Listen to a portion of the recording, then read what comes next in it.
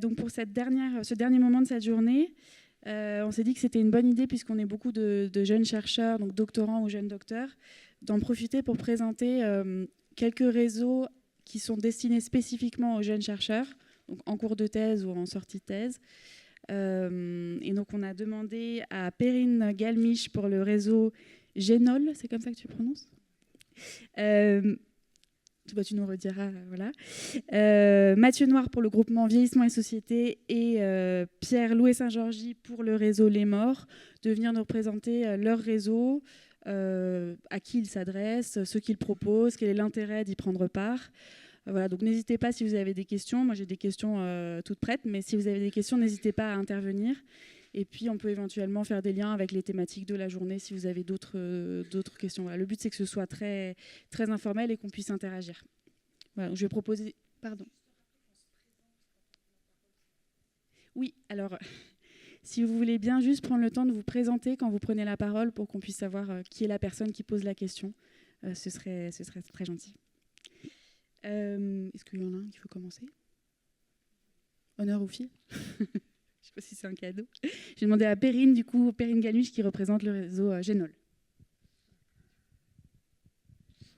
Merci beaucoup, et merci beaucoup à la plateforme de nous donner l'opportunité de présenter. Alors pour la part de Généol, c'est une initiative pour l'instant qui commence à se mettre en place. On n'est pas encore confirmé ou avec plusieurs années d'existence, mais l'idée c'est aussi d'avoir des retours sur ce que vous aimeriez, si jamais ça vous intéresse, pour qu'on le constitue de manière assez horizontale et pas seulement verticale. En tout cas, qu'est-ce que c'est ? L'acronyme veut dire Junior Academics International Network on End of Life. Et l'idée, elle vient de la conférence internationale sur la fin de vie, la 4e édition qui a eu lieu à Salt Lake City en mars de cette année, où j'ai eu le plaisir de rencontrer notamment plusieurs jeunes chercheurs, mais plus particulièrement Iris Parra, qui est espagnole, et Pia Dittke, qui est allemande. Et à nous trois, on a passé pas mal des conférences ensemble. Et à l'issue de ce congrès, on s'est dit qu'on aimerait bien continuer les échanges et de se rendre compte qu'il n'y avait pas forcément d'espace dédié aux jeunes chercheurs sur les sujets de la fin de vie, quels qu'ils soient, à l'international, si ce n'est dans nos pays respectifs, mais aussi créer des liens à l'international quand on est jeune chercheur, ça peut être assez difficile, et sur un sujet aussi spécifique que celui-ci. Donc du coup, nos piliers, c'était vraiment ça, que ce soit dédié aux jeunes chercheurs, donc plutôt du master, on a défini ça jusqu'à 5 ans après la thèse, avec la volonté qu'il y ait des personnes de tous bords disciplinaires, et particulièrement que les personnes venant des sciences humaines et sociales se sentent accueillies et représentées dans ce réseau, pas seulement médical ou soignant. Et puis, donc, avec le volet international, pour échanger sur les pratiques de tous les pays, avoir des aides aussi au niveau traduction, régulation, etc., enfin politique publique. Et puis de pouvoir collaborer, parce que parfois on est chacun dans notre pays à travailler sur un sujet spécifique et on ne se rend pas compte que à côté, dans le pays d'à côté, quelqu'un travaille exactement sur le même sujet que nous, et donc ça peut être intéressant d'échanger. Donc notre première année là, d'existence, l'idée c'était de voir qui c'est que ça peut intéresser, d'avoir des premiers échanges, de mettre en place des premières pierres. L'idée à long terme, c'est de partager des événements, des publications, de partager des informations, de faire du partage de pratiques, du soutien méthodologique, de parler méthodologie aussi, puisqu'on est beaucoup, on va le dire, dans des recherches interdisciplinaires, ce qui peut être parfois confusionnant pour des jeunes chercheurs. Et puis de réduire les barrières de la langue, chacun dans notre pays, d'essayer d'avoir un maximum de langues représentées pour pouvoir maximiser les échanges. Donc qui peut nous rejoindre ? Donc on l'a dit, des personnes de toutes disciplines, et spécifiquement peut-être des personnes issues des sciences humaines et sociales de tout pays, et qui travaillent sur tout aspect en relation avec la fin de vie jusqu'à 5 ans après la thèse. Pour l'instant, la langue d'échange, c'est l'anglais, pour pouvoir discuter avec un maximum de personnes, mais l'idée c'est que s'il y a un maximum de langues représentées, après il puisse y avoir des sous-groupes de langues ou des aides à la traduction aussi, sur des problématiques communes. À ce jour, donc on a lancé des invitations avant l'été. À ce jour, il y a 73 personnes en plus de nous trois qui se sont inscrits. Donc on ne s'attendait pas forcément à un tel engouement. mais ce qui montre peut-être qu'il y avait vraiment une nécessité d'échanger ou de créer quelque chose pour échanger spécifiquement entre jeunes chercheurs sur ce sujet spécifique de la fin de vie. On a plusieurs pays représentés, des disciplines variées qui vont de la bioéthique à la socio, à l'anthropo, à la philosophie, le droit, quelques médecins quand même, et puis différents académiques, la majorité sont en cours de thèse ou juste après en post-doctorat. Les sujets principaux, c'est donc les pratiques de soins palliatifs, et de fin de vie, que ce soit les politiques publiques ou les enjeux éthiques autour de cela, principalement sur la sédation et l'aide médicale à mourir, des situations spécifiques de fin de vie. Beaucoup de personnes travaillent sur le vieillissement ou les maladies chroniques, aussi la pédiatrie. Et la majorité des personnes, si ce n'est toutes, font des études qualitatives sur ces sujets-là auprès de patients, proches et professionnels, d'où la nécessité de parler méthodologie à notre sens. Qu'est-ce que je voulais vous dire ? On a eu notre première réunion en tant que réseau, donc début octobre. Et suite à cela, ce qui s'est mis en place de manière concrète, c'est donc déjà une newsletter qui est pensée comme collaborative. Toute personne inscrite au réseau peut proposer des choses à partager dans la newsletter. Ça va des publications aux événements, à des questions spécifiques pour pouvoir les adresser aux autres membres du réseau et obtenir des réponses. On est en train de mettre en place un annuaire pour que chacun ait les adresses de tout le monde et aussi par pays, justement dans cette idée d'échanger par pays, par langue, pour ensuite élargir à l'international. On est en réflexion sur un site internet, mais pour l'instant, il n'y a pas forcément d'argent ou quoi, donc on se dit que ce n'est pas la priorité, puisque la volonté de tout le monde, c'est vraiment déjà de mettre en place des choses de manière opérationnelle, que ça fonctionne à une petite échelle avant d'envisager quelque chose de plus institutionnel, qui est vraiment des choses concrètes qu'on puisse partager. Et puis ce qui va nous occuper, c'est aussi d'organiser des petits séminaires. Alors on les avait imaginés comme des espaces d'échange pour les jeunes chercheurs envers les autres jeunes chercheurs, mais il y a aussi une demande de faire intervenir des chercheurs peut-être plus expérimentés sur des sujets spécifiques. Et la première demande était notamment de faire intervenir quelqu'un sur cette idée de comment mener une recherche en interdisciplinarité. Quand je suis philosophe, quand je suis sociologue, quand je suis juriste, jusqu'où je dois aller dans ma discipline, jusqu'où j'interagis avec les autres, comment j'intègre la médecine là-dedans, jusqu'où je dois être médecin, même si je ne suis pas médecin, quelque part. Et donc de faire intervenir peut-être des gens qui ont l'expérience de ces recherches pour aider les jeunes chercheurs sur ces sujets-là et sur des questions très pratiques de méthodo auxquelles on est confronté pendant notre thèse. Voilà principalement ce que je voulais vous dire. Merci beaucoup. Et oui, comment nous rejoindre ? Comment nous rejoindre, bien sûr. On a une adresse, la plateforme de recherche La Fin de Vie a fait un article sur le réseau J-Neil sur son site internet, donc vous pouvez trouver là la présentation et le lien vers le Google Form pour nous rejoindre. Vous serez du coup ajouté à la liste de diffusion où il y a la newsletter actuellement, et c'est là aussi où on fait passer les formulaires pour s'inscrire à l'annuaire qui va être mis en place, etc. Sinon, vous pouvez venir me voir et puis je prendrai votre adresse mail et je vous l'enverrai personnellement pour avoir ce Google Form et s'inscrire et nous rejoindre. Merci beaucoup.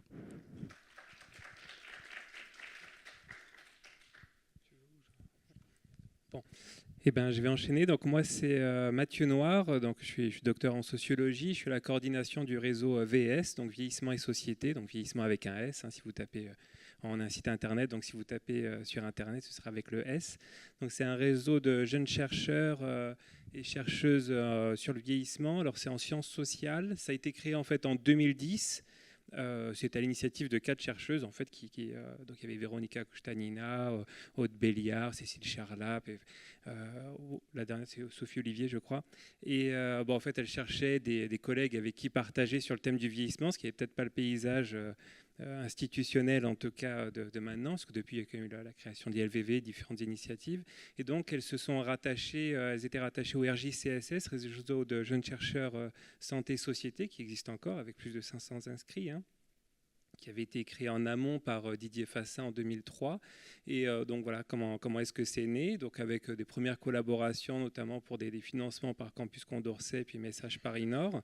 Et en fait, il y avait vocation, ce réseau, à créer un espace informel, sortir de l'isolement, et puis de l'isolement de la recherche. Ça s'adresse principalement, bien sûr, aux personnes qui sont en doctorat, mais aussi post-doctorat, et puis aussi pour des personnes qui sont en master. Alors principalement pour des lettres de diffusion aussi, puisque peut se diffuser des offres de financement de thèse, notamment sur le vieillissement. Et donc c'était un endroit de collaboration et de rencontre en fait, surtout entre des collègues qui travaillent sur le vieillissement, donc sciences sociales dans un sens assez large. Alors c'est quand même assez représenté sociologie par la force des choses. Ça dépend après des crus, on va dire. Il y a aussi des psychologues, il y a eu architectes en ce moment. Enfin là, on est en ce moment en collaboration avec des géographes. Donc voilà, ça se veut quand même interdisciplinaire et un espace surtout avec une insistance sur le côté assez informel en fait. Bon, qui est assez important, je crois, enfin, en tout cas c'est aussi ma conviction personnelle dans le monde de la recherche, d'avoir ces espaces-là avant d'arriver dans des endroits plus formels et qui permettent de tenter pas mal de choses. Et donc c'est un endroit aussi de rencontre pour créer des journées d'études notamment qui en partie, certaines d'entre elles ont débouché sur des publications, notamment Gérontologie et Société, parce que petit à petit en fait il y a des partenariats, vu que c'est un réseau un peu ancien, qui a plus de 10 ans, qui a 14 ans maintenant, les anciens maintenant sont en poste, Véronica Kouchtanina et maître de conf, etc., Aude Béliard aussi, et en fait il y a un lien avec ces chercheurs, ces anciens, et donc notamment des publications qui sont souvent qui peuvent être impulsées ou en collaboration. Et donc avec des journées d'études qui sont assez régulières. Donc il y a eu une vingtaine de journées d'études dans différents endroits au début, donc c'était très centré sur Paris. Puis après, il y a différents endroits, il y a eu Bordeaux, Strasbourg, etc. La dernière, c'était à Besançon pour fêter les 10 ans, et notamment avec un retour sur le parcours et les trajectoires, notamment des personnes qui travaillent sur le vieillissement. Donc trajectoires qui ne sont pas forcément au sein de l'académie, qui peuvent être aussi en dehors. Et ce que je voulais rajouter aussi, donc c'est en dehors de cet espace de rencontre pour des journées d'études, c'est aussi un lieu donc pour partager, faire une lettre de diffusion. Donc pareil, tout le monde peut diffuser des informations. Et sinon vous avez sans doute deviné, mais c'est sur le vieillissement, mais à croiser avec d'autres thèmes, donc vieillissement avec santé, famille, politique publique, etc. Donc avec des journées d'études dont les thèmes peuvent varier en fonction des différentes de ce qui a été impulsé par les différents chercheurs. Et aussi, dernier petit apport aussi quand même, en rejoignant ce réseau, ce qui est aussi assez intéressant, c'est qu'on bénéficie, par exemple pour monter des journées d'études, de l'expertise et de l'expérience en fait des prédécesseurs qui peuvent être un sacré coup de main en fait pour monter des journées d'études, puis avec des partenariats qui sont déjà éprouvés en fait avec notamment par exemple plus récemment l'ILVV qui peuvent aider, financer aussi en partie avec l'adresse, etc. Enfin bref, on est comme un réseau avec une certaine ancienneté qui est assez pratique pour monter des événements. Voilà, je vais m'arrêter ici.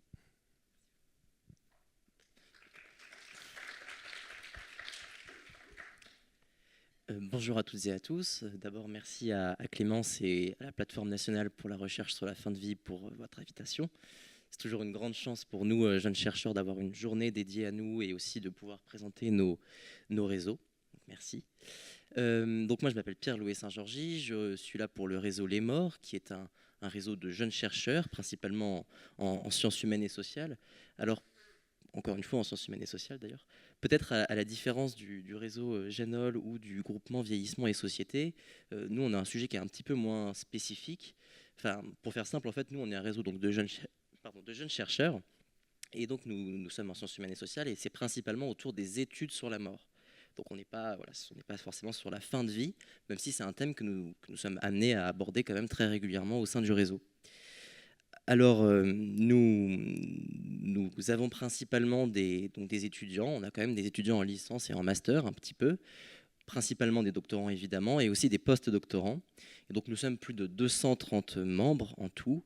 Alors, dans des disciplines qui sont vraiment très, très variées. On a des personnes en archéologie, en anthropologie, en criminalistique, en droit, en ergonomie, en géographie, en histoire de l'art, en sociologie, évidemment, et même en sciences politiques ou en psychologie. Donc, vous voyez, il y a vraiment beaucoup, il y a une très grande variété de sujets. Et donc, c'est l'une de nos grandes richesses, je pense, au sein du réseau, c'est cette variété des sujets. Ce qui fait qu'il y a beaucoup de sujets qui sont abordés au sein du réseau, parfois des sujets similaires. Et même en fait, lorsque ces sujets sont similaires, en fait, nous avons des approches qui sont très variées. Et ça, c'est lié au fait qu'il y a une grande variété de disciplines. Donc à chaque fois, forcément, on va s'inspirer de la méthodologie de notre discipline. Donc, par exemple, un sujet qui probablement vous parlera, la question des unités de soins palliatifs. On l'a déjà abordé au sein du réseau. Pas au sein de ma discipline, moi je suis en géographie. Mais donc, par exemple, la géographie, elle s'intéresserait principalement à la question du maillage de ces unités de soins palliatifs à l'échelle nationale. Donc, par exemple, voir la répartition de ces unités au sein des différents départements. Donc, je crois qu'il y a 21 départements qui n'ont pas d'unité de soins palliatifs. Mais même de manière générale, en géographie, on pourrait se demander quelle est la place de cette USP au sein du réseau urbain ou même au sein du complexe hospitalier, puisque l'emplacement de l'USP peut aussi renvoyer quelque chose de l'ordre de la considération sociale qu'on voue à cet espace. Mais par exemple, on a déjà eu des interventions en sociologie sur la question donc, des USP, et là, l'approche va être beaucoup plus sur la question des pratiques ou des relations entre les personnels soignants et les patients en fin de vie, ou entre les personnels soignants et les familles, par exemple. Donc voilà, ça c'est vraiment une grande richesse de notre réseau, c'est qu'il y a une très grande variété de sujets. Et donc, ça nous permet d'avoir une grande richesse et souvent, ça nous permet aussi de monter en généralité sur la question donc, du champ de recherche des études sur la mort. Et donc, à chaque fois, c'est une bonne chose de monter en généralité. On dit souvent qu'il y a de sciences que du général. Donc, voilà pour ce point. Maintenant, je vais peut-être revenir d'abord sur l'histoire rapide de notre réseau. Alors, notre réseau, il a été construit en 2022, surtout, fin 2022. Il est issu d'un séminaire qui avait été créé en 2019 par 3 jeunes docteurs ou doctorantes. Donc, il y avait Julia Lely, qui était à l'époque doctorante en philosophie. Il y avait Marine Boisson, post-doctorante en sociologie. Et il y avait aussi Léa Boursier, qui est docteur maintenant en psychologie du travail. Donc, elles ont tenu leur séminaire entre 2020 et 2022, et c'est donc fin 2022 qu'elles ont décidé de clôturer leur séminaire, et elles ont proposé à ceux et à celles qui le souhaitaient de reprendre le séminaire. Donc, je fais partie des 4 personnes qui ont décidé, qui se sont proposées.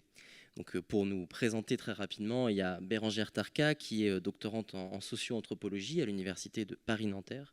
Et donc, elle, ses travaux portent sur la gestion des émotions chez les personnels en charge de l'identification des victimes en contexte d'attentats terroristes. Il y a Constance Montréal-de-Brevant, qui est doctorante en anthropologie à l'université Aix-Marseille. Donc là, je pense que ces travaux peuvent particulièrement vous intéresser, puisqu'elle travaille sur la fin de vie et sur la mort en contexte de prise en charge de patients atteints d'un cancer. Il y a aussi Tristan Portier, qui est docteur en histoire contemporaine. Et donc lui, il a travaillé sur la gestion des morts en Grande-Bretagne au XIXe siècle. Et enfin, donc, il y a moi, Pierre-Louis Saint-Georgi. Donc, je suis doctorant depuis septembre en géographie à Sorbonne Université. Et moi, je travaille principalement sur la question des mobilités post-mortem, donc les déplacements des morts, la prise en charge des morts du lieu de décès jusqu'au lieu de sépulture. Donc, tout ça à l'échelle française. Donc, pour ce qui est de l'organisation du réseau, donc il se décline sous 2 formes principales. D'abord, on a une forme de veille académique. Donc on partage tout ce qui est appel à communication, appel à articles, annonce de journées d'études ou de parution d'ouvrages. Donc tout ça, c'est sur le champ très large des études sur la mort, donc des Death Studies. Donc on partage régulièrement des informations par rapport à la plateforme ou ce genre d'événements. Et à côté, bien sûr, l'activité principale du réseau, c'est le séminaire. Donc, il se tient en ligne tous les mois, généralement, sauf pendant la période estivale, pendant 2 heures, donc de 9h à 11h, souvent c'est un vendredi. Et donc, à chaque fois, nous accueillons un communicant, un jeune chercheur qui va nous présenter ses travaux, éventuellement les résultats de ses travaux, mais on met en avant aussi les travaux qui sont en cours, en cours de process, on va dire. Donc, justement, pour permettre d'avoir des retours sur les travaux et d'avoir des retours très francs et des conseils aussi à donner. On a souvent ce séminaire, il est divisé en 2 temps. On a une première heure de présentation de la part du jeune chercheur, et ensuite il y a une heure de discussion et d'échange. Et l'idée, c'est vraiment de donner des conseils et de parvenir à une réflexion générale, à une réflexion globale qui puisse émerger sur la thématique qui a été abordée. Maintenant, depuis quelques temps, on a aussi mis en place tous les trimestres un atelier, donc à la place d'une intervention d'un jeune docteur, on laisse du temps pour justement échanger autour d'une thématique particulières qu'on va avoir précisées, donc toujours autour des études sur la mort. Donc on a déjà fait un atelier sur le terrain, sur la réflexivité, sur la méthodologie. Et donc à chaque fois, en fait, ça se fait sur inscription. On est une quinzaine, donc toujours en ligne. Et donc l'idée, c'est vraiment de parler de ces difficultés rencontrées, par exemple, donc sur le terrain, de demander des conseils, d'essayer de trouver des solutions ensemble, et aussi de se partager des références bibliographiques. Donc là, notre prochain atelier, c'est le 6 décembre, le vendredi 6 décembre prochain, et ça portera sur la question des émotions. Donc j'imagine que ça peut parler aux jeunes chercheurs qui sont aussi ici.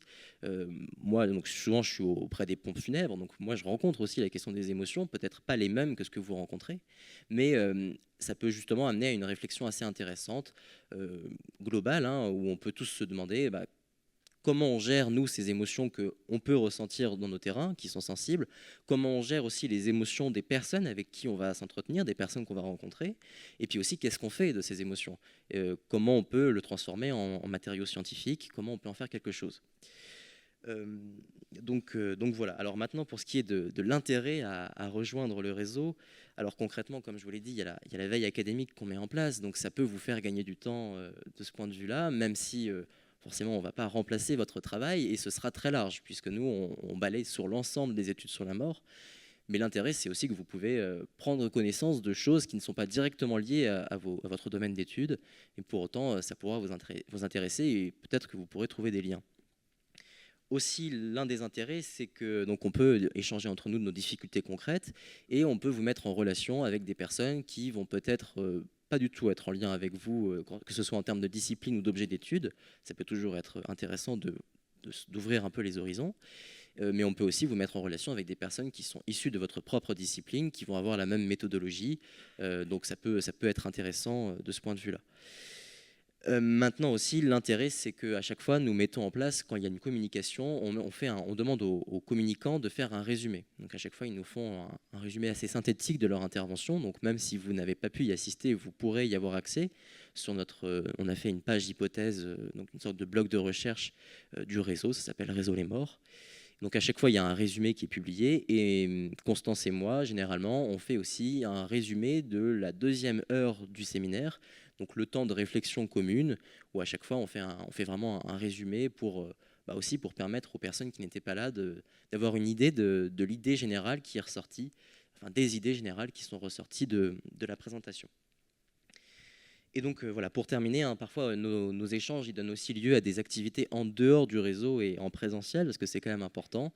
Donc ça arrive qu'il puisse y avoir quelques initiatives. Il y a quelques années, justement avec Delphine notamment, qui a présenté tout à l'heure, on a organisé une visite d'un cimetière lors des printemps du cimetière. Puis c'était l'occasion d'échanger autour d'un café. Donc on organise parfois ce genre d'événement. Donc c'est toujours intéressant. Et donc pour s'inscrire, c'est pas très compliqué. Il suffit juste de nous contacter par mail, et vous pouvez aller voir donc notre page hypothèse pour avoir une idée un peu de nos activités. Voilà, je vous remercie. Merci beaucoup. Est-ce que certains d'entre vous ont des questions? Moi j'en ai, mais... Oui?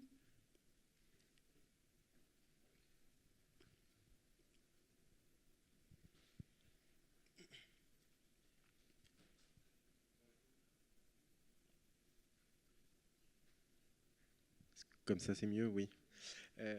Bonjour. Donc, pour certains d'entre vous, je me suis déjà présenté. Et pour d'autres, je suis coordonnateur de soins dans un réseau mutualiste à Aesio Santé, dans un groupe d'EHPAD en région Auvergne-Rhône-Alpes.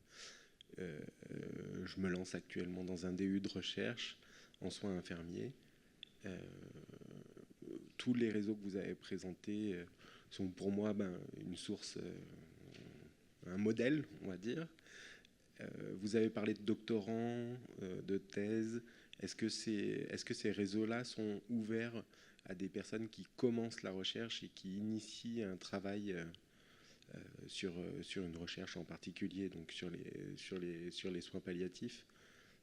Est-ce que ça peut être ouvert à des gens, à des personnes qui sont comme moi, qui ne sont pas encore loin dans la recherche?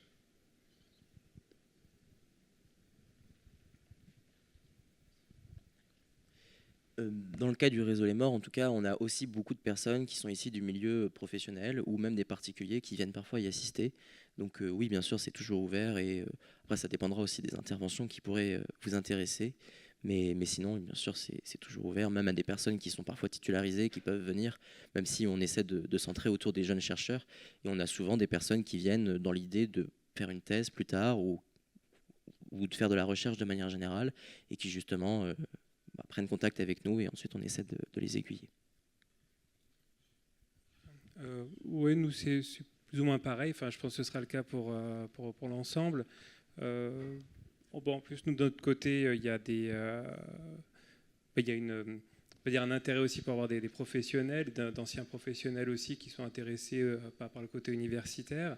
Et justement, l'intérêt des réseaux de jeunes chercheurs, c'est de pouvoir débuter.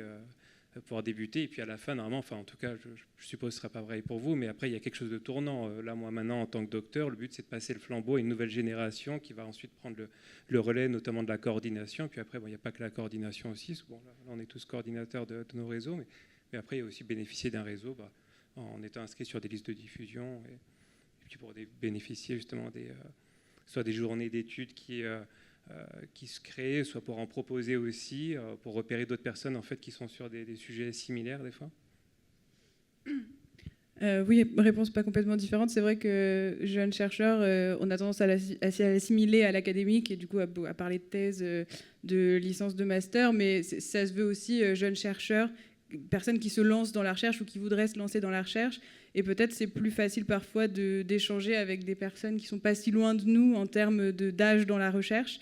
Que directement d'aller voir des grands noms. Par exemple, nous, ce qu'on s'est dit à l'international, c'est pas forcément facile d'avoir accès aux premiers auteurs des publications ou aux chefs de projet. Et donc, du coup, derrière jeunes chercheurs, il y a aussi ça, des personnes jeunes dans la recherche et dans leur idée d'envie, enfin, dans leur envie de faire de la recherche. Donc, bien sûr que c'est ouvert à ça aussi. Bonjour, moi je suis Alberto Molina, chercheur à l'Université de Grenade en Espagne. Philosophe, et j'appartiens aussi au groupe de recherche Inédito auquel appartient Luis.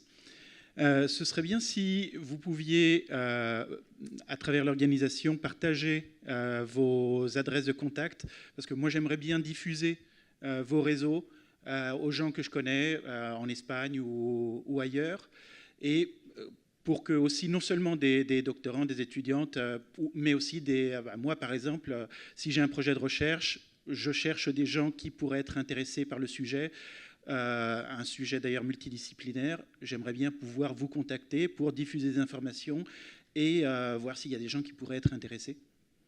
Et c'est tout. Merci.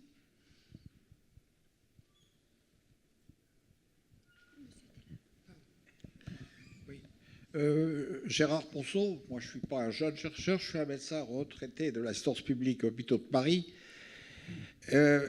Moi, il y a quelque chose, je suis tout à fait impressionné de vous entendre, et je vais vous dire pourquoi. Parce que je me pose deux questions. Qu'est-ce que vous pourriez proposer pour un peu stimuler, car on en manque, de nos jeunes médecins dans les facultés? Je sais que beaucoup de gens s'en occupent, mais vous voyez, pour les intéresser, nos jeunes médecins, qui ont, je sais, cycle de bioéthique, mais qui, à mon avis, comme on le dit souvent, qui sont bouffés par le curatif et qui n'ont pas cette réflexion que vous avez. Et j'irais même plus loin, je trouve aussi qu'il serait bien, c'est ce que je propose, que vous soyez moteur. Je sais qu'il y a le groupe éthique Paris-Île-de-France, etc., mais vous voyez que c'est moteur aussi pour nos internes, quand ils ont, c'est ce que moi j'avais proposé, nos internes, quand ils sont en cours d'internat, pour qu'il y ait une espèce de module d'humanisme, où ils seraient moteurs, c'est eux qui organiseraient, avec des gens comme vous, pour réfléchir sur ces grandes questions sociétales, et en particulier soins palliatifs et fin de vie. Je trouve que ce serait très important qu'ils aient cette piqûre de rappel, avec d'ailleurs, je pense que ce module pourrait être fait absolument avec nos aides-soignantes, infirmières, et aides-soignantes, car c'est le même boulot. Et c'est ensemble qu'on... Et enfin, je vous poserai la deuxième question. Qu'est-ce que vous proposeriez pour que les citoyens français, voyez, soient formés sur ce sujet, soient informés, hein, et non pas... J'entends trop souvent, moi, les experts disent oui, sujet très difficile, ça reste un peu entre nous, le citoyen comprend moins bien. Oui, mais le citoyen, il est directement concerné dans ce qu'il a de plus essentiel et intime. Donc là, qu'est-ce que vous proposeriez pour alerter, surtout que vous êtes jeune, pour justement qu'il y ait une prise de conscience? Car je crois que trop souvent, les citoyens, même quand c'est installé, par exemple l'euthanasie, on le dit en Belgique, on dit que les citoyens, bon, ils savent que ça existe, mais ils sont plus ou moins indifférents. Voilà les deux questions que je vous poserai. Oui, question très difficile. Alors, c'est des questions existentielles en fait qu'on se pose nous tout le temps. C'est vraiment forcément le but de notre réseau. Et en l'occurrence, vous parlez des médecins ou des infirmiers. Ce sont peut-être aussi justement entre nous, sciences humaines et sociales, et la médecine, c'est très clivant en fait, c'est très fermé et on a du mal à communiquer. Donc c'est l'une des volontés aussi de ce réseau, c'est de pouvoir casser un peu ces murs et ouvrir des portes. Maintenant, est-ce qu'on y arrive? Dans les faits, ça reste toujours compliqué. On a déjà été contacté, par exemple, pour faire des conférences ou pour trouver surtout des gens pour faire des conférences en anthropologie auprès d'une école d'infirmiers. Ça c'est déjà arrivé. Donc là, c'est un des moyens d'action qu'on met en place. Maintenant, souvent, par exemple, Constance, qui fait partie de la coordination de notre réseau, elle travaille dans les hôpitaux, elle est en thèse CIFRE, donc elle est financée justement. Et donc, souvent, nous avons des chercheurs ou des jeunes chercheurs qui sont en lien direct avec le personnel soignant, le personnel médical, sous toutes ses formes.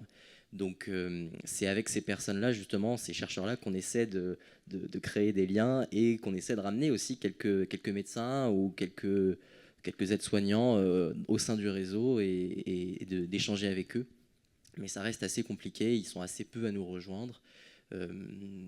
Après, il y a des projets qui sont en cours. On a été contacté il n'y a pas longtemps pour justement, il y a un prochain réseau qui devrait bientôt émerger sur la question des pratiques funéraires, mais il n'est pas encore officialisé, donc je peux pas, tant qu'il n'y a pas eu la labellisation, je ne peux pas trop en parler, et c'est pas nous qui le gérons, mais on va collaborer avec eux précisément dans le but qu'ils mettent en place un colloque annuel où ils aimeraient faire venir des médecins, en fait, des unités de soins palliatifs, et les faire dialoguer avec les sciences humaines et sociales. Donc voilà, là, on serait fiers de les aider, d'aider ce futur réseau à créer ce colloque. Et voilà, c'est un des chemins envisageables, mais après, c'est pas toujours satisfaisant. Et puis par rapport aux particuliers, aux citoyens, là, c'est vraiment très très complexe. Nous, on a quelques particuliers qui viennent des fois parce qu'ils sont intéressés. On a aussi fait intervenir des gens dans le réseau qui sont, par exemple, je pense à Juliette Caz, qui est chercheure indépendante en thanatologie et qui elle, elle publie souvent des ouvrages qui sont au grand public aussi. Elle vulgarise beaucoup. Donc là, lorsqu'elle est intervenue, on a beaucoup de particuliers qui sont venus. Mais en dehors de ça, c'est vrai qu'on reste assez... entre nous, ça reste un entre-soi de jeunes étudiants ou de jeunes chercheurs. J'aurais quelques mots, mais tu peux le premier. On a trop de micros, je crois.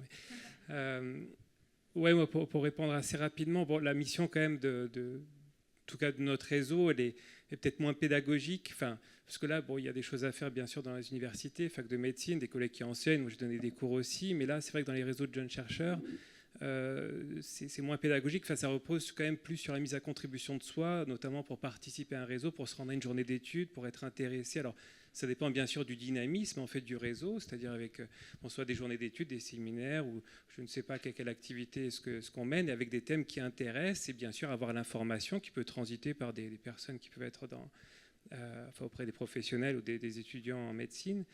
Et alors nous, ça arrive aussi que des professionnels soient intéressés. Après, il y a une question dans le réseau aussi d'ouverture à des professionnels qui puissent participer, soit pour communiquer. C'est vrai que ça peut être impressionnant des fois Enfin, c'est pour ça qu'il y a un intérêt à garder quelque chose d'assez informel, ce qui était le cas de notre côté, parce que ça peut être impressionnant, des fois souvent par des professionnels, d'arriver, d'intervenir pour des journées d'études, des colloques, sachant qu'ils n'ont peut-être pas le bagage scientifique, alors que finalement il y a des choses extrêmement intéressantes à dire. Donc généralement, nous, on a un souci quand même pour essayer de mêler les deux. Niveau médecine, j'avoue que moi, personnellement, j'en ai vu assez peu. Mais après, ça dépend des thèmes. Par exemple, quand on a fait une journée d'études sur les transformations, enfin sur les EHPAD et les évolutions des EHPAD, les différentes formes d'EHPAD ou d'accompagnement, on va dire résidentiel pour la fin de vie. Il y a eu toutes sortes de personnes, des architectes, qui sont venus, qui sont intervenus, des directions d'EHPAD, etc. Et donc ça, par contre, effectivement, ça dépend de leur initiative, si le sujet intéresse, s'il est suffisamment diffusé. Mais en tout cas, la question pédagogique d'un jeune réseau à arriver dans une université avec des personnes peu intéressées, c'est pas facile, parce que ça repose vraiment sur la mise à contribution, je crois, de soi-même, enfin, dans la recherche en général, de toute façon. Oui, rapidement, ce que je voulais ajouter sur l'aspect comment motiver les médecins, je pense que c'est ce qu'on disait sur le pari de l'interdisciplinarité, et que réfléchir chacun dans sa discipline, finalement, motive à chaque fois assez peu de personnes, mais si on réfléchit ensemble, c'est là où on arrive peut-être à motiver des disciplines, à faire des ponts, y compris avec les médecins.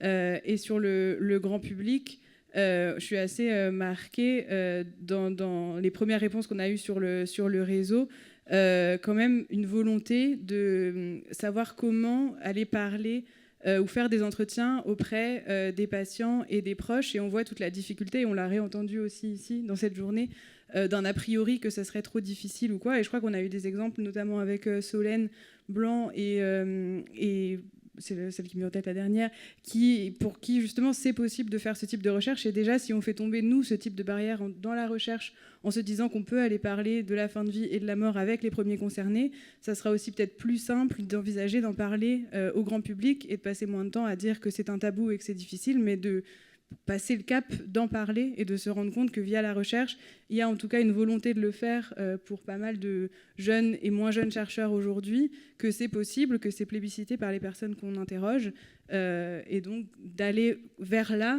jusqu'au grand public. Merci. Je vais vous poser une question qui aura peut-être plus l'air d'une suggestion. Je suis Chantal Verdon, moi je suis professeure-chercheur au Canada, au Québec. Malheureusement, je ne suis plus une jeune chercheuse, et j'en suis très désolée parce que j'aurais voulu travailler avec vous. Mais je vous entendais tout à l'heure, je pense qu'on a besoin de ce que vous avez créé pour nos jeunes chercheurs partout dans le monde, beaucoup au Québec, j'ai envie de dire.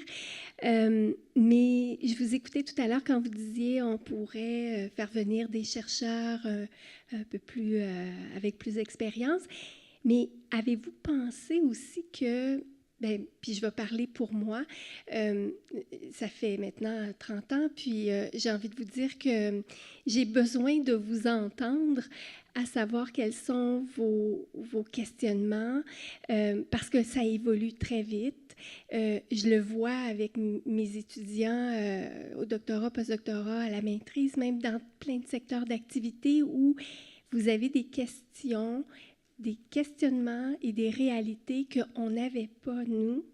Et j'ai besoin de m'asseoir pour vous entendre. Donc, je rêverais de ce partenariat entre la jeunesse et l'expérience, où j'ai très souvent, sinon toujours, l'impression que vous avez l'expérience que je n'ai pas. Donc, est-ce que vous y avez songé d'ouvrir à nous accompagner, nous, dans ce choc parfois de génération ou de questionnements qui sont ailleurs et qui donnent un vent de fraîcheur, et c'est tellement important. Donc, je lance la question à savoir si vous y aviez songé, et je serais preneuse, et je ne suis pas la seule, je crois, à penser de cette façon. Donc, je suis un peu la porte-parole de d'autres collègues comme moi. Merci beaucoup. On n'y avait pas songé en ces termes, mais c'est vrai que Iris serait là, elle dirait on a songé à faire quelque chose, on ne savait pas comment l'appeler, mais peut-être les amis de Jane Hill, pour avoir quelque chose un peu d'informel, mais effectivement d'avoir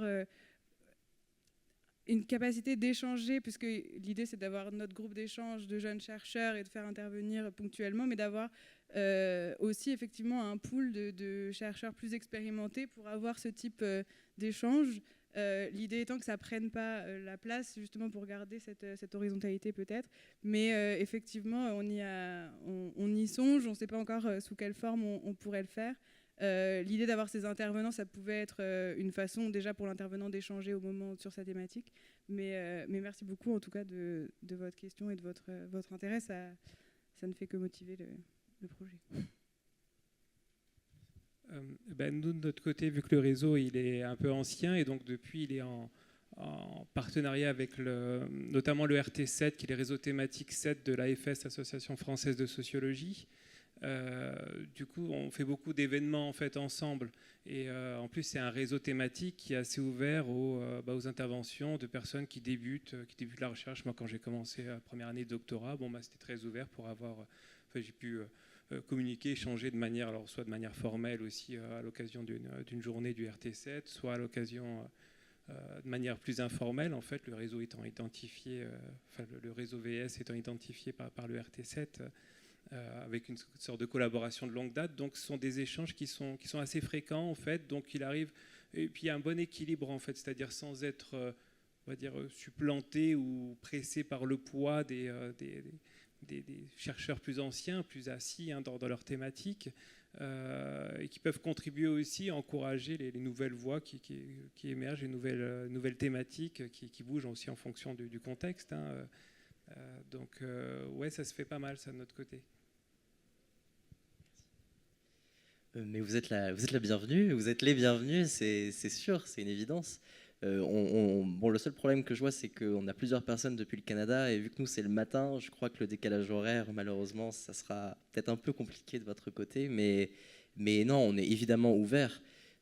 L'idée, c'est vraiment de mettre en avant les travaux des jeunes chercheurs, mais nous, c'est toujours un plus lorsqu'on a des chercheurs peut-être un peu plus affirmés, titularisés, qui viennent pour aussi nous rassurer. C'est déjà arrivé plusieurs fois, il y a des habitués qui viennent à chaque fois, qui nous disent « Non mais attendez, c'est tout à fait normal que vous posiez ce genre de questions, ou vous êtes tout à fait légitime de dire ça, ou de vous exprimer, ne soyez pas honteux ou honteuse. » Donc non, c'est toujours une richesse, et nous sommes évidemment ouverts à ce genre de collaboration.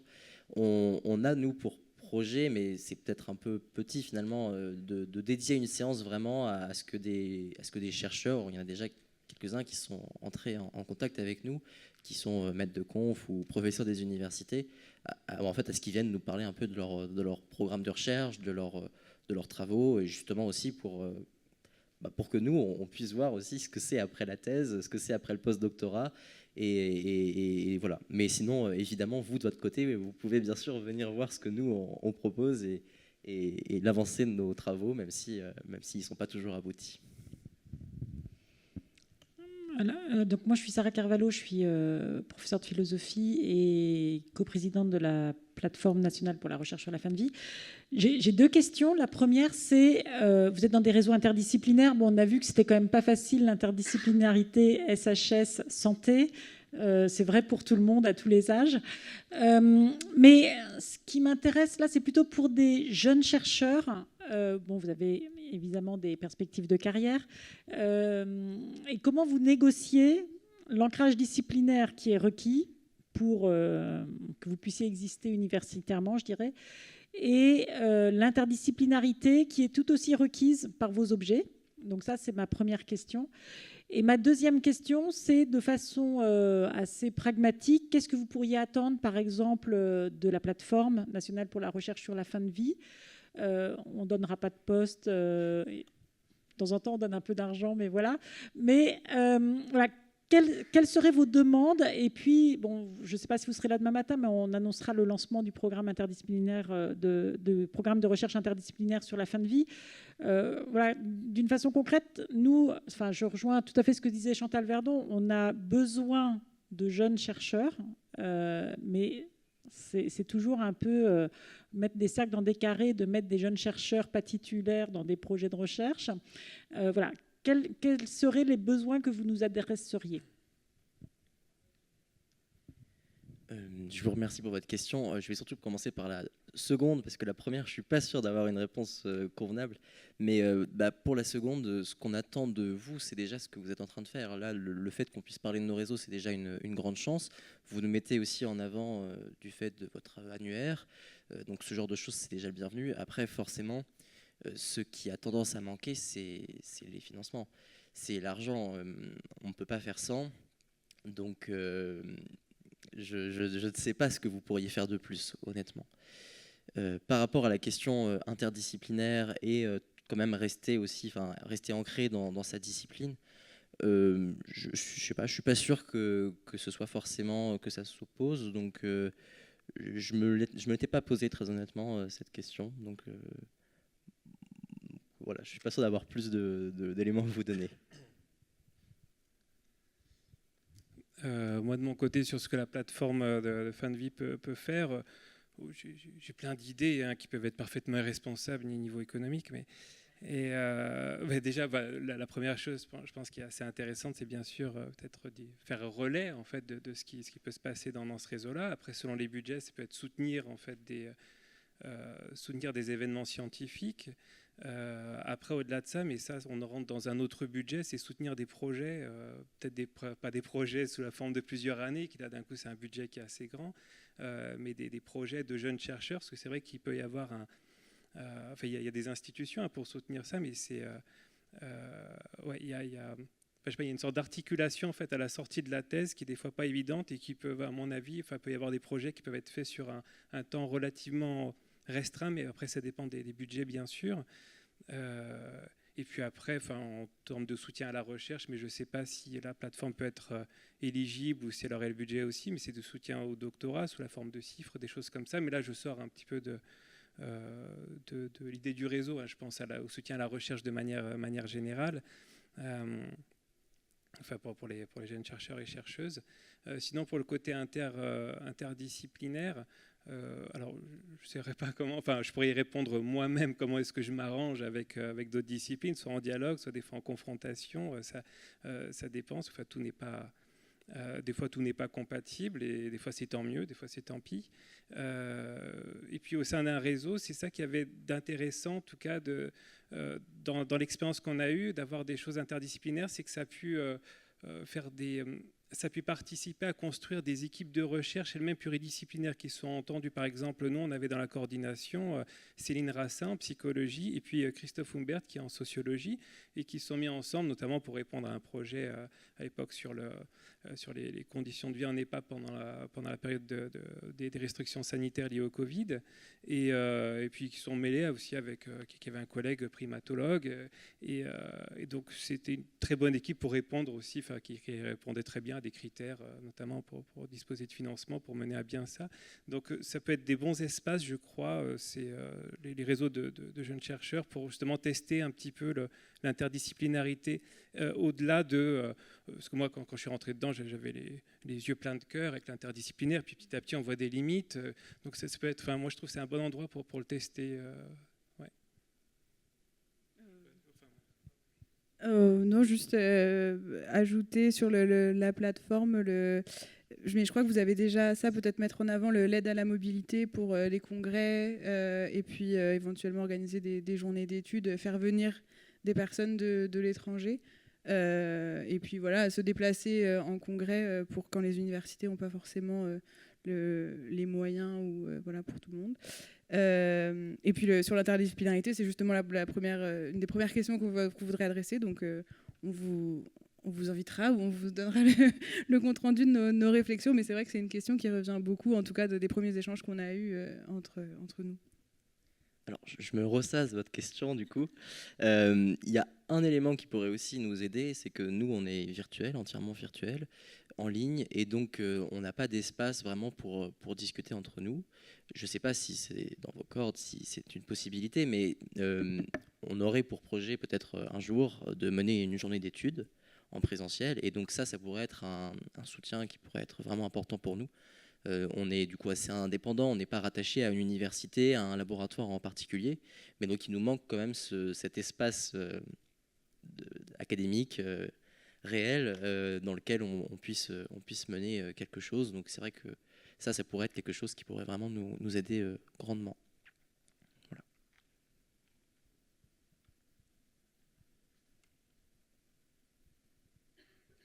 Alors pour pouvoir un peu se projeter dans les années à venir, est-ce que on parlait tout à l'heure des thématiques qui pouvaient changer d'une génération à une autre, d'une année à une autre. Est-ce que vous auriez des idées, des propositions de thématiques ou de sujets qui pourraient être abordés par l'un ou l'autre de vos réseaux, et ou éventuellement est-ce que certaines personnes du public auraient des suggestions de thématiques à aborder qui pourraient être fécondes, notamment avec un point de vue inter ou pluridisciplinaire? Alors, comme j'en ai déjà un peu parlé, il y a ce projet de journée d'études éventuellement, donc c'est pas une thématique, j'en ai bien conscience, mais on aimerait bien faire une journée d'études, ça fait partie de nos projets. On a aussi pour projet donc de créer une journée qui soit vraiment dédiée, enfin une séance de séminaire qui soit vraiment dédiée à un dialogue entre des chercheurs plus affirmés et des jeunes chercheurs. Et après, nos projets futurs, on est en train, ça fait 1 an qu'on est en train de créer un projet avec un partenariat privé en l'occurrence. On a été contacté par la Chambre syndicale nationale de l'art funéraire il y a presque 1 an dans le but de créer un prix annuel de recherche qui aurait donc pour but de récompenser un mémoire et une thèse chaque année qui porterait sur la question des rites et des pratiques funéraires en France. Malheureusement, le contexte resterait français. Et donc, c'est la première annonce qu'on fait. Je crois qu'ils vont faire une annonce dans la presse très prochainement. Mais donc, ils vont lancer ce projet dès l'année prochaine. Donc, novembre, je crois, de l'année 2025. Il y aura chaque année un prix, 1 500 € pour un mémoire et 3 000 € pour une thèse. Donc ça, c'est notre grand projet qu'on a depuis un moment et qu'on est content d'annoncer. C'est une action concrète justement pour aider les jeunes chercheurs aussi à s'investir dans ce sujet, et surtout pour ceux qui ne sont pas financés, ça peut être un moyen, malheureusement seulement à l'issue du mémoire ou à l'issue de la thèse, d'obtenir quand même un financement, même si c'est sans condition. Donc voilà, c'est un projet qu'on est en train de mener. De mon côté, pour la suite, c'est pas sûr. Enfin, moi, j'en ai d'un côté personnel des idées pour la suite, mais bon, c'est peut-être pas le moment ou le lieu pour l'annoncer. Mais c'est au niveau du réseau, en fait, ça dépend des initiatives individuelles, justement pour appeler d'autres collègues à créer quelque chose, créer une journée ou une publication. Enfin, ça peut être toutes sortes de thèmes. Voilà, sur ce qui sera décidé. Donc là, c'est vrai que j'ai pas trop la main dessus, sauf sur ce qui m'intéressera moi-même, puis donc repérer des collègues, par exemple sur l'accompagnement de la fin de vie par l'entourage, etc. Avec enfin moi en particulier, c'est sur les démences, donc en prenant en compte l'évolution des ressources qui ont été mises à disposition pour l'entourage au fur et à mesure des plans Alzheimer, en fait. Mais après, ouais, tout dépend vraiment de qui se motive. Et bon, j'allais en profiter parce que j'avais d'autres idées à nouveau, mais peut-être je profite d'avoir ouais, c'est ça. Peut-être je profite d'avoir le micro. Ouais, autre petite idée qui coûte pas cette fois-ci en budget. C'est après, je connais pas vraiment l'activité qu'il y aura au fur et à mesure, mais je me demande si ça peut pas être, si nos réseaux peuvent pas être un endroit où on peut trouver des personnes à contacter, par exemple, pour des mises en lien avec des équipes de recherche, c'est-à-dire faire partie d'une sorte de répertoire, mais pas forcément qu'en termes de réseau, mais en termes plutôt individuels, c'est-à-dire repérer les thématiques, les différentes personnes des réseaux qui travaillent sur telle ou telle thématique pour être soit consulter, pas dans les termes de consulting, mais soit être en lien avec différentes équipes de recherche qui pourraient être intéressées en fait par le point de vue d'un jeune chercheur ou d'une jeune chercheuse en fait sur tel ou tel thème. Juste sur ce point, peut-être que Delphine et Sophie, vous voulez réagir. Il me semble que c'est déjà ce que fait l'annuaire de... Enfin, au moins en partie l'annuaire de la plateforme, c'est-à-dire qu'il répertorie en fait les thématiques de recherche et ça permet de faire des recherches. Il est très bien fait, ça permet de faire des recherches ciblées par thème pour trouver justement des chercheurs qui travaillent sur des sujets connexes. Donc peut-être à voir, et vous avez peut-être d'autres idées pour l'enrichir, mais il me semble que c'est déjà au moins en partie ce que fait l'annuaire de la plateforme. Voilà, mais c'est...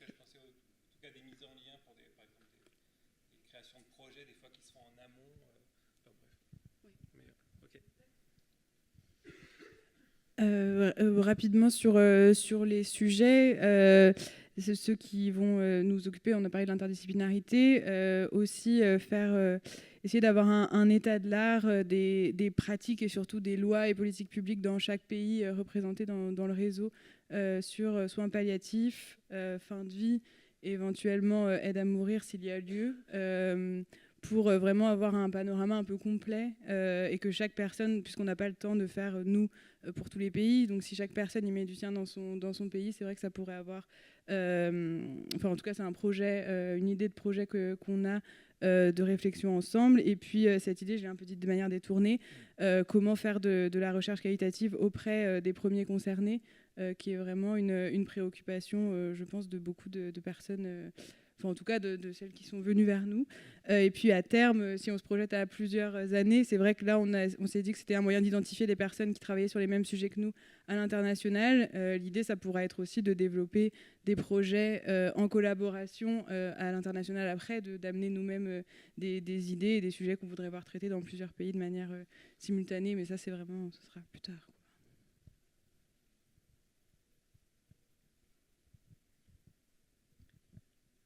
S'il n'y a pas d'autres questions, moi j'aurais peut-être une dernière question.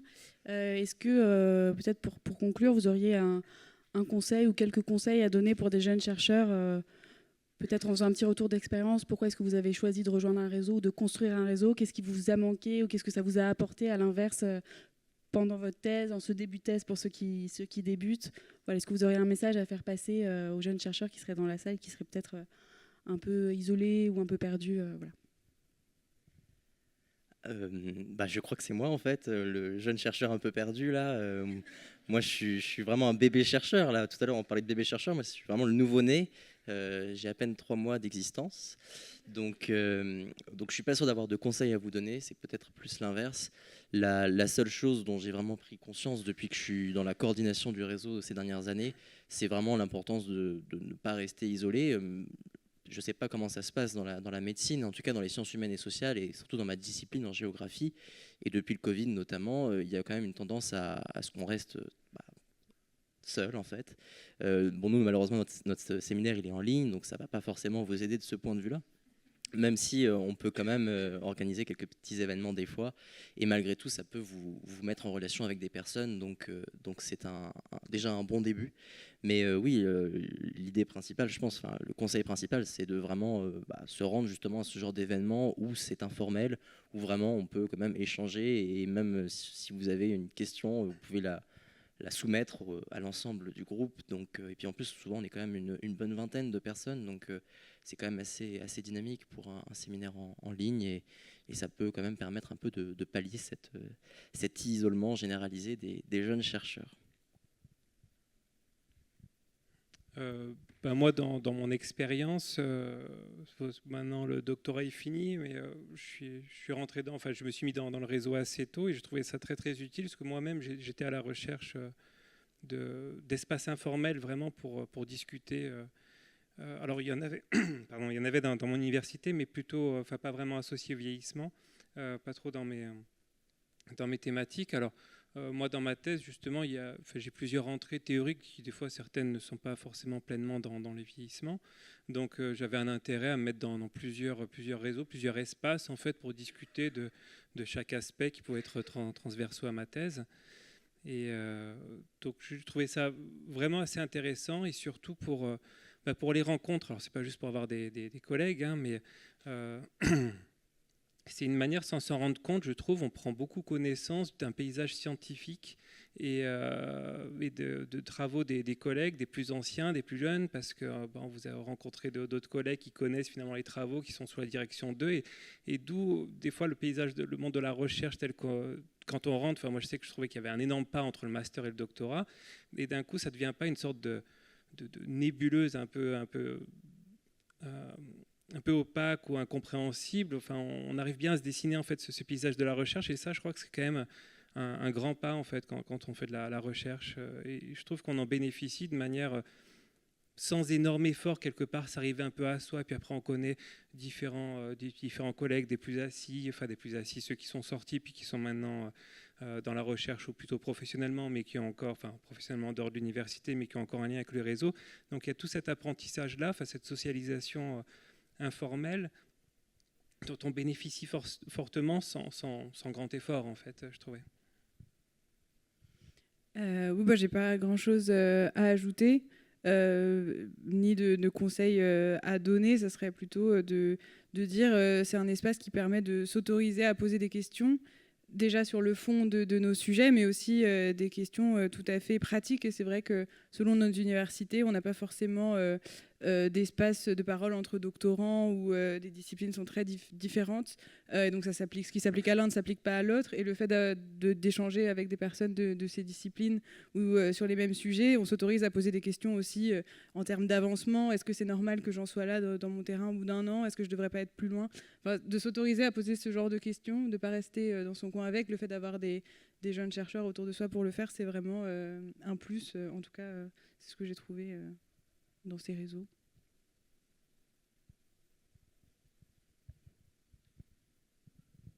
Merci beaucoup. Si vous n'avez plus de questions, je propose qu'on s'arrête là. Comme ça, il nous reste un petit quart d'heure si vous voulez aller discuter individuellement avec les 3 représentants qu'on va remercier. Donc Perrine, Mathieu et Pierre. Merci beaucoup d'être venus présenter vos réseaux.